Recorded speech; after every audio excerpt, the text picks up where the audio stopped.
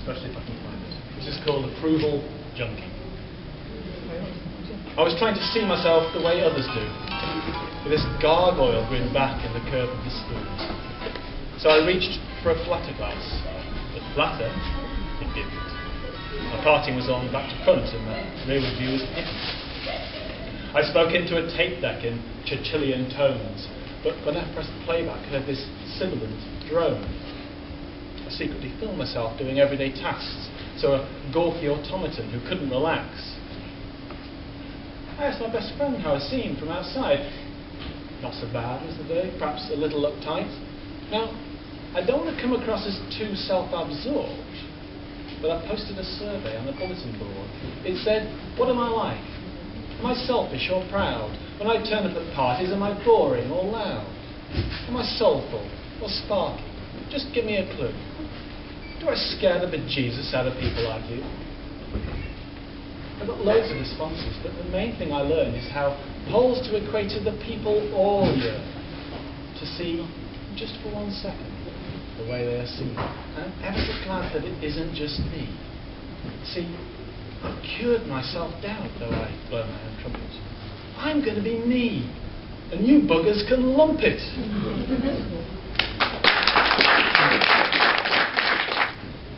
This is called Pebble. Fingers scrabble upward, brailing for texture on the blank slate. No hyphen of a welcome ledge, just this full-stop pebble, hard, conclusive. A goitered eyeball staring Odin wise. Now I see where necessity leads me. To tug the world down like a Roman blind, to commit all that I am to this obstinate fragment, stretch, trembling into a hopeful sky. I ponder how securely this nugget is bonded. 2 futures open, triumph, disaster. Neither imposters the distinction concrete. 2. Pluck the jewel between surprised fingers, catch the critical eye of cartoon gravity, and scatter my flesh among distant boulders, or find it firmly founded, reach and seize the windswept rim. But spin the clock the other way. Watch the birches recede, see ice sheets pulsate across the land, oceans spill over and continents cleave, to find this land Sahara scorched, Pangaean. A storm-tossed pebble lies loose on a beach. Emergent from the shimmer, 3-horned beasts.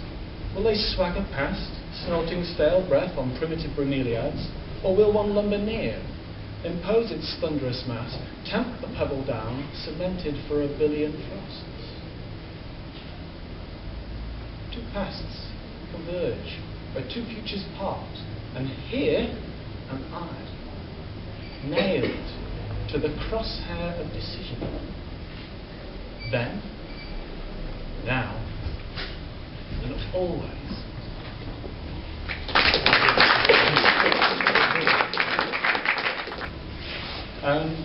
Mountain biking next. This is called Hanging On. This is a pretty verbatim experience, actually. This was from earlier this year. More or less the last day in March, I came off the High Street Fells and the lakes. It was about -11 on the tops, but nice and sunny down in the valley. Hanging on. I plummeted from the summit, scattering boulder scutters, swishing through snow smears, the winter whistling in my wake.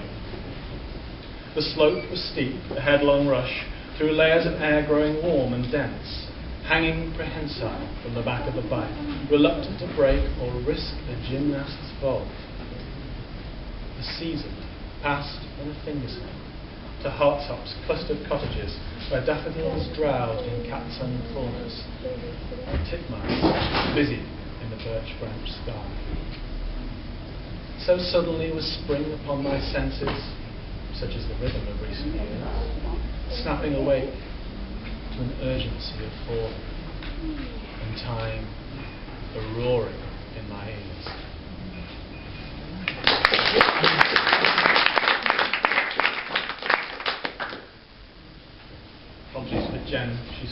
one, Mardale Dive. I like doing this one. Bit of background. Up in the lakes, the Haweswater Reservoir was made a long time ago to provide water for the thirsty folk of Manchester. But the consequence of that was that a couple of villages were drowned, including the village of Mardale Green.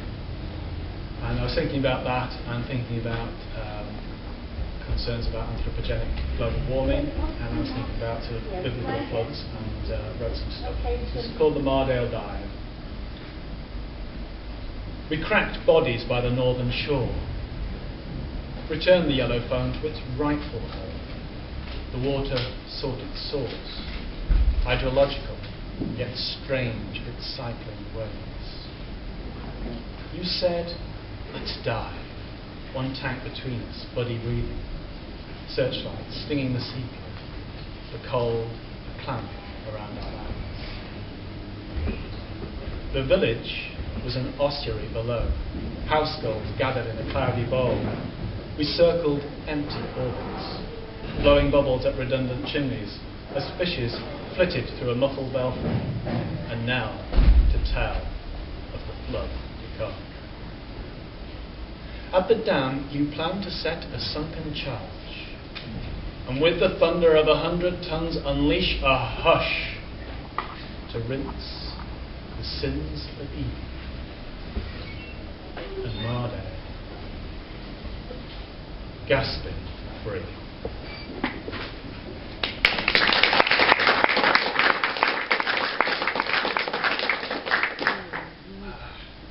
Right, you've been very good, very patient. So something I'll finish up with something lighter about the most dangerous pursuit of all, which is, of course, dating, specifically teenage dating.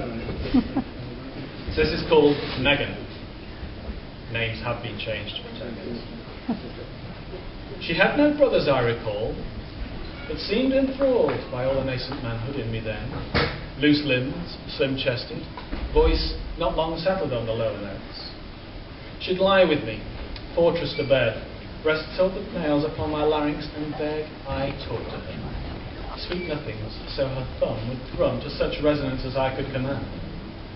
She'd ask me to grow a rasp of stubble, rub it on her subtlest skin, glide a slobber of froth over my chin, take the open razor that her sailor father left behind, and with a darting deftness skim the blade around my chin, run a trembling tongue along its lustrous sheen, swallow down the hairy foam, ask, did I trust her?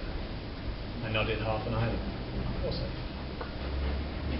Her fingers rarely quested below my waist, though once she held me while I went, giggling as I stiffened, eyes limpid tight, focusing on opening the sluice appropriate to the moment, not to lose the flowing art that sparkled on the sullen dials.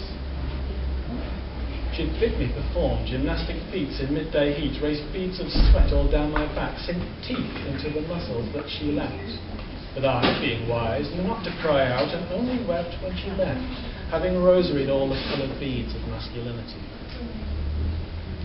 Only later did I learn I was her first and last. We chanced to meet upon a one-way street. Shahid saw me and grinned as I, confused, listened while Shahid grabbed my hand, introduced a man's name to my reeling ear. My eyes turned down. Shahid said, no surgery, just tourniquet chest and needles pressed full of mannish soups. Took my hand and chafed it on a cheek to sense the bristles, hope I understand. Then giggled, voice castrato light. Perhaps you can shave me. I ran.